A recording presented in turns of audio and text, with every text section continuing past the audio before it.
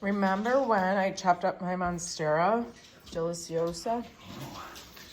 I have this one particular piece that has 3 leaves, one with double fenestrations on it. And I just wanted to, it's been sitting in this bucket of water. And we have fresh roots on the chunk. So I'm gonna pot her up today. Going into the empty greenhouse because it's cold here in Michigan to prep my soil mixture. Just a close up of the roots. All the white is new. There's some yucky stuff in here. I just will sort of clean up. It's not super necessary. And so the plant, the next leaf is gonna come from here, the back of the plant. So the backbone just keeps getting longer and longer.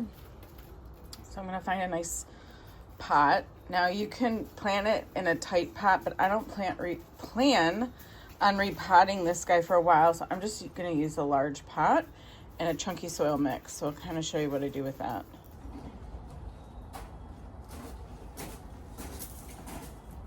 I have 2. Okay, so my soil mix is not, I only have this much soil. So what I'm gonna do is take these cocoa chips, hydrate them, and then I mix them with number 4 perlite.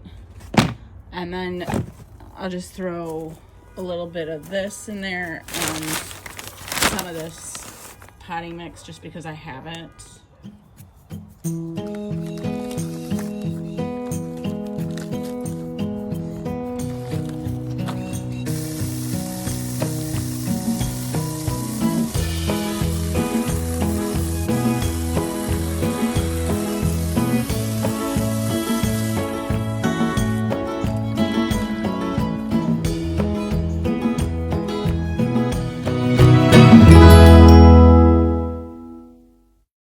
Okay, so now that this is pretty much hydrated, a large portion is, I'm gonna move that out of the way. I have the bucket about, I don't know, a third full of this large perlite. And I'm gonna just throw in a bunch of cocoa chunk.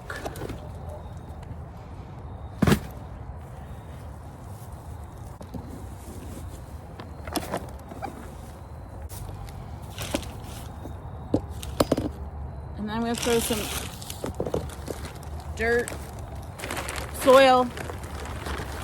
It's got some, it's like basically compost with a little bit of small perlite and some fertilizer in there. And then I'm gonna mix it all up.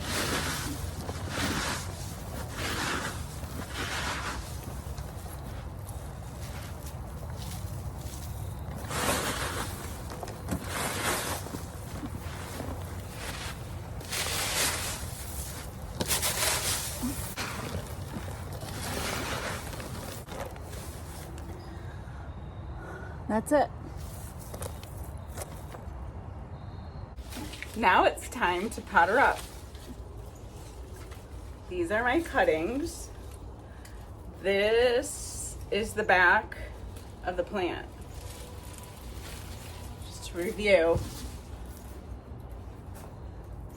the new leaf is going to sprout off of this back, and it kind of grows this way as it crawls along or climbs up the forest floor.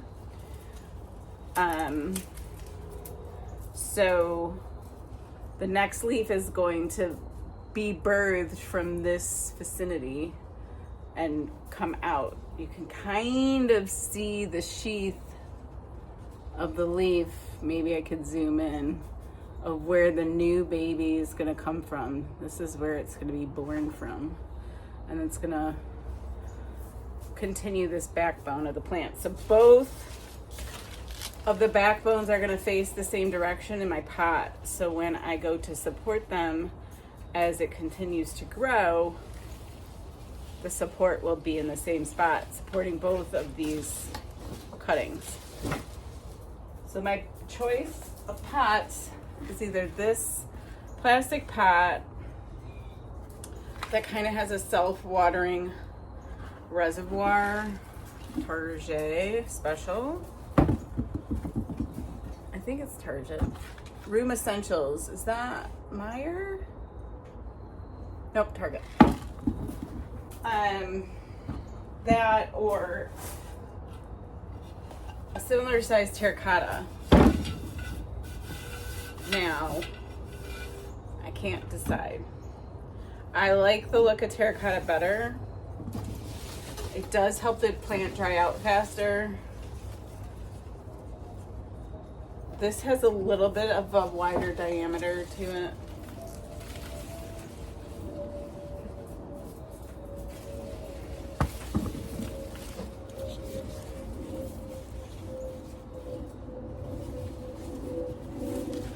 I think I'm gonna go with the terracotta.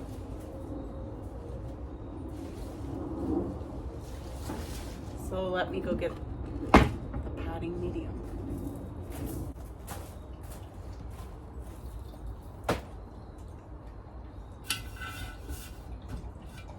Okay, so there's a pretty large hole at the bottom.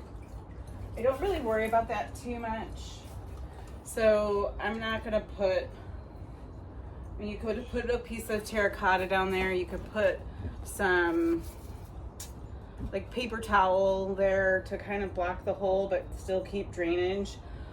I'm just gonna leave it open because that's how I roll. And another thing I thought I'd mention, when you're repotting something into terracotta and you're putting it on the floor in your house, you don't want to use a terracotta saucer unless it's coated or glazed, because otherwise it becomes porous and you're going to have water on your wood floors or your carpet underneath, even though you think you're catching water. So I'm going to use a plastic saucer, and this is a 10-inch plastic saucer and it's too small.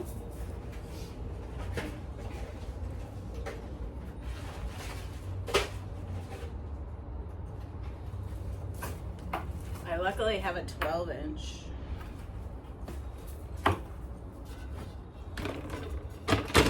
Just wanted to make sure it fit before I go ahead with the program. Okay, I'm just gonna use another pot to help fill.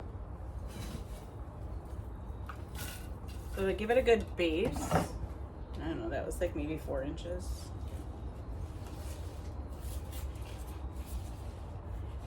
And I'm gonna put my post in now for the support. This was what was in there before. It's a piece of driftwood. It's basically a 2x4 that was found in Lake Michigan. So I'm gonna put that in the back of the pot here. And then just kind of figure out how I'm gonna place these cuttings. I think I'm gonna add some more soil, potting mix.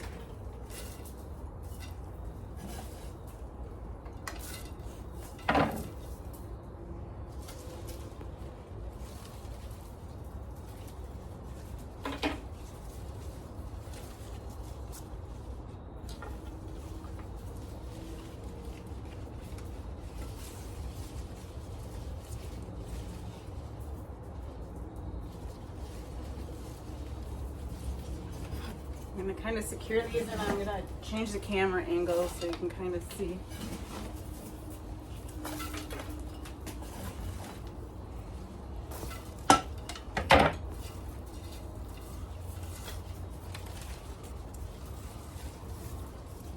So there she is.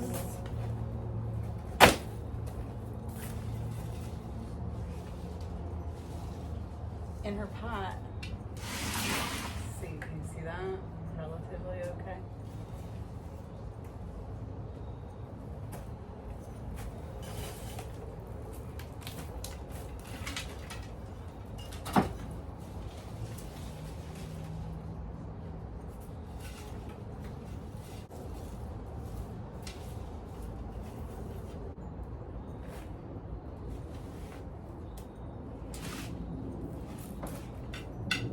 Okay, she's all potted up and ready to be secured to the stake should she need it.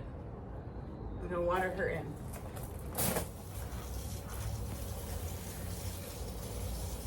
I will check back in with you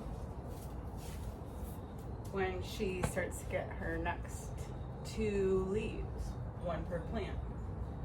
They're gonna probably not be as beautiful as this one, even though it's ratted or tattered.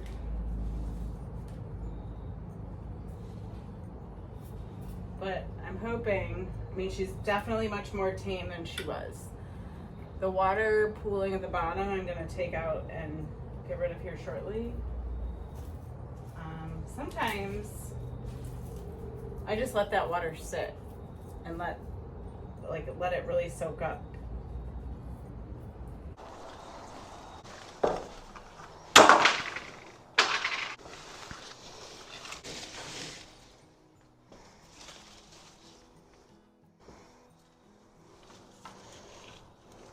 Okay, there she is in her new home for the winter time. 2 Monstera plants with a pole. Hopefully she's just happy. Like I said, I'm gonna update you when I get a new couple leaves come on her. So stay tuned. I decided to add a part 2 to the video. This is the Philodendron Splendid that I almost killed.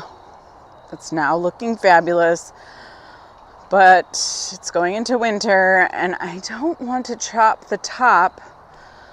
I have 1, 2, 3, 4 large vines topping the pole, and I think what I've decided is to add another moss pole to make it super tall by next spring. So I thought I'd bring you along for that journey. I happen to have a moss pole that was already built and I think it should work. Let's go. I just shove it in the corner of the greenhouse here. I have a really narrow one, but this guy here might work. It needs some moss added to it, but let me just see if the diameter is going to work. Let's see.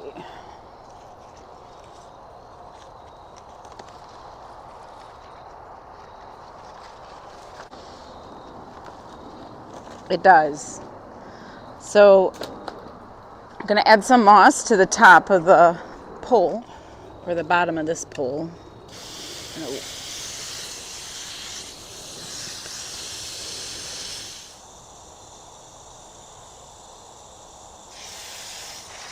I already hosed this guy down really well, dusted her off.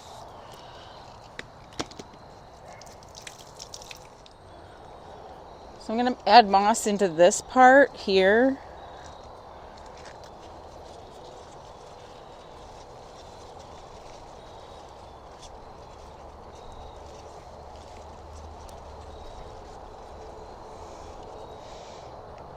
Okay, and then I'm going to telescope this pole around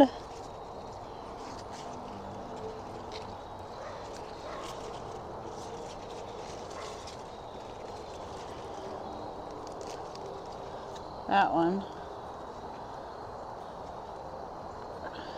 Now I have one super tall pole that needs support or it's going to fall over.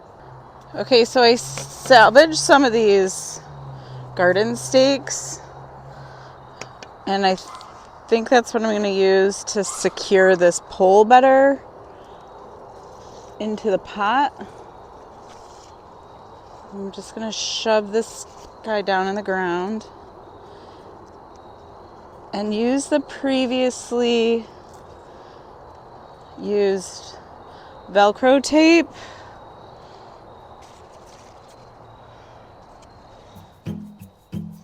I want the pole up against the moss pole.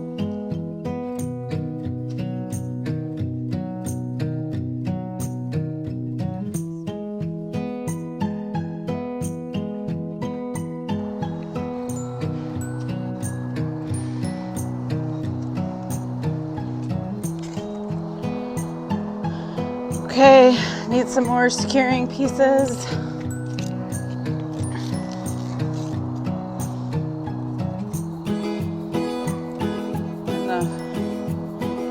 One on this side here.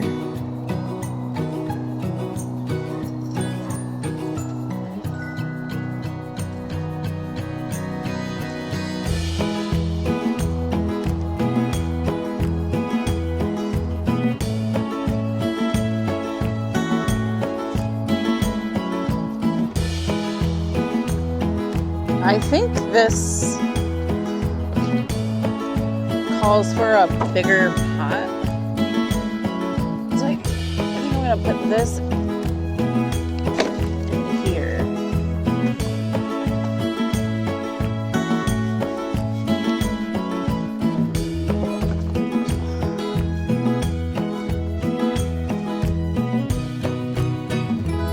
There she is in all her glory. Anyway, here she is. This is under our Soul Tech grow light in the corner. Look at the luxurians by it. Well, actually, it's a Luxury Dreams. It's a hybrid, but it definitely has some luxurians in it. It's pretty awesome. I think it's Negrolaminum and luxurians is the combo. Anywho, the Splendid will be joining the large leaves as she continues to grow up the pole for the winter. I mean, she won't be growing very fast, but I think she looks good in this corner. What do you think? So thanks for tuning in and watching. I hope you learned something or at least enjoyed doing some plant chores with me today on Linden Boulevard. As we're going into fall, well, we are in fall, as we're well into fall and things are slowing down outside, I thought I would do more inside plant videos and kind of what I do with my free time, share with you the chores and the things that I've learned along the way while I manage to keep, I don't know, I think I have 500 plants or something. Maybe one of those days I'll do a count on the plants, or maybe in a future video I'll do where I go over the different plants I have in the different species categories, maybe like all the Monstera, or I mean, I don't have a lot of Monstera,